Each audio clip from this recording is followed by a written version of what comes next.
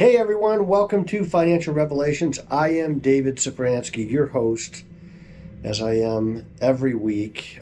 Big day today because we have our first Amazon meeting for the trip in March. There's so many people that want to go. We might have to do 2 trips next year, which I'm not opposed to. So if you are interested in going, let me know. It's not for everybody, I realize that. There's a lot of mission stuff that you could do right here. We have a relationship with the church in Maués, Brazil. That's why we go there. We serve the indigenous population. We dig freshwater wells. We build things. There's a pastor there that builds bathrooms for the indigenous. If you ever have the chance to go to use the bathroom at a village and you're going to get to use theirs, my recommendation is don't. It is something to behold. So they actually build flushing toilet bathrooms for villages, and the villages are extremely appreciative.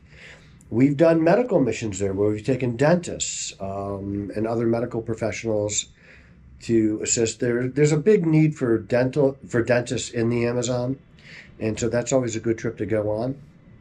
We're going to be building things at the mission base, probably a medical trip too on this, and service some wells. So look forward to seeing you there. I wrote a book called The Sin of Retirement. You can get the book on sinofretirement.com along with some other merch like a shirt that says Gulf of America. I'm flying on Saturday and I'm wearing that shirt, Gulf of America. See if I can. It's a great shirt, Gulf of America. Why shouldn't it be the Gulf of America? And there's always things that we're doing that we make you aware of here on the podcast. So stay tuned. Of course, all of our contact information is flowing below me. You can call us. You can email us. You could come in and meet us if you want to. If you have a financial need, you can come in here and we'll talk to you about it. You don't have to become a client. There's no charge for an appointment or anything like that. We've never done that. So I want people to have access to information. And if this is the place you get it, that's great. If you get it from someplace else, that's also great. So you want to make sure that you get taken care of financially. I did talk to an old friend today. I did the Third Place podcast this morning, and Lauren Cuevas was the host. Brian was working some other job, so he wasn't there, but they're doing great. Just to keep you informed, we do stay in contact. I'm going to see the old station manager, Josh Villa, next week. So everybody's fine. Everybody's going to make it. Don't worry. We're going to be just fine. So, hey, big week. The Fed had a meeting this week. And as really we thought, they lowered a quarter point. So all rates are coming down. There was a little bit of a monkey wrench yesterday, and Chair Powell was so close to a great exit. He's done after this. He may go on to be a professor at Stanford or Harvard or someplace like that, and he should do that. That would be a great fit for him, and I mean that sincerely. Obviously he knows a lot about financial markets, or he wouldn't be the Fed chairman. But he was so close to going out on a great exit, and he had to throw in, December's not a lock. We're not, these are things that Fed chairmen don't have to say. Normally what they say is, well, we're data dependent, which we all know is a load of hooey, but you still say those things. It's like when your wife says, does this dress make me look fat? You say, no. Doesn't matter what the answer is. That's the answer. We know this. Okay, there's socially acceptable things to say. And he says yesterday, well, December's not, it's not a foregone conclusion that we're going to lower rates. And so the market starts thinking, oh my gosh, you're not going to lower rates in December. Let me tell you right now, it does not matter if they lower rates in December. In fact, I hope they don't. And I'll tell you why. I know you're going to ask anyway, so I'm going to tell you why. That is going to be a huge buying opportunity in the market because Fed Chair Powell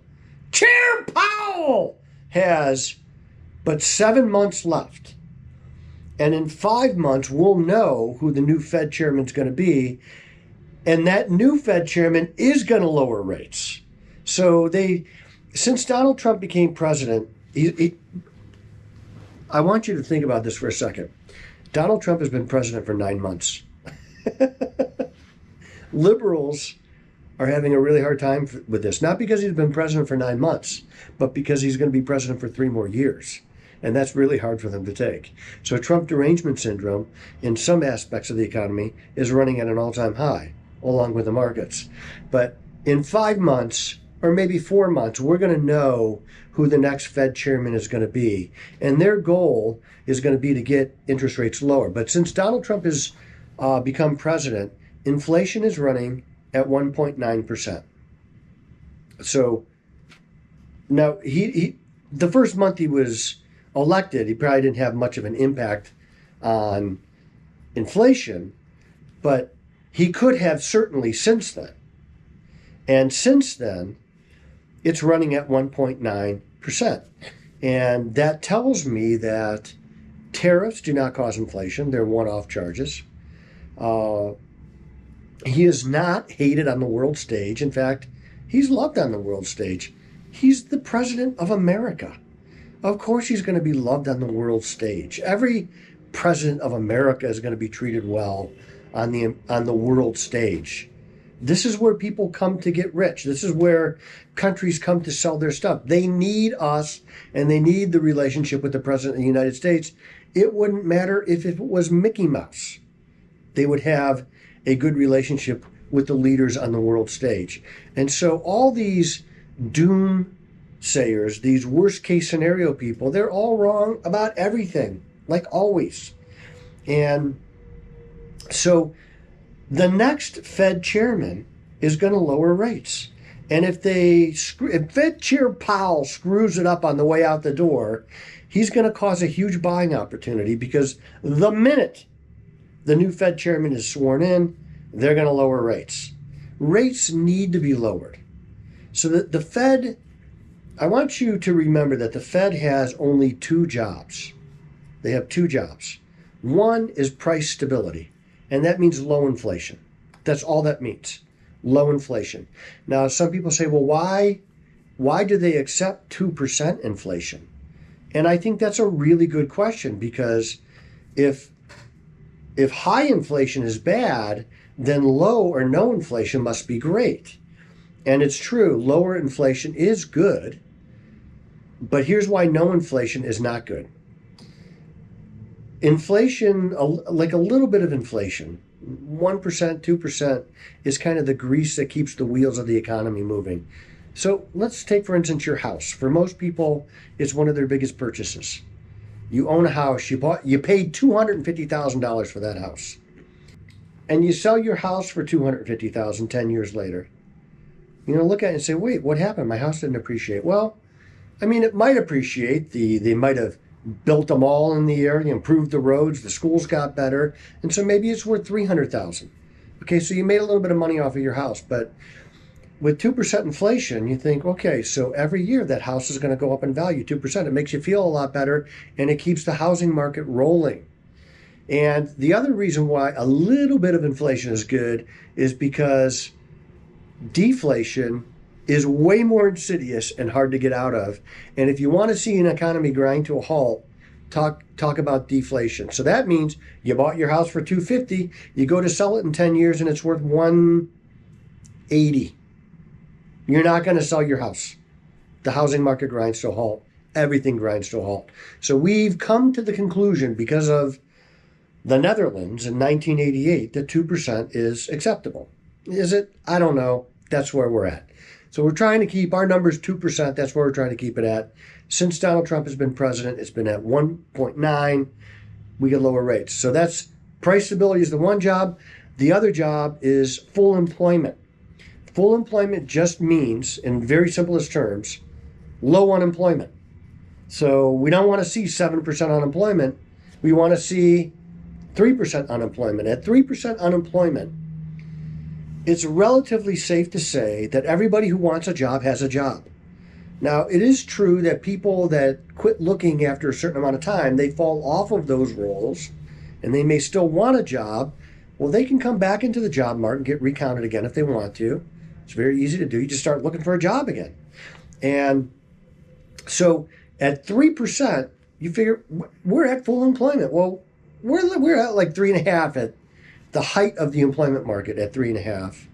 So that's the Fed's two jobs. So how do they do that? Well, if you're raising interest rates, you're going to create unemployment.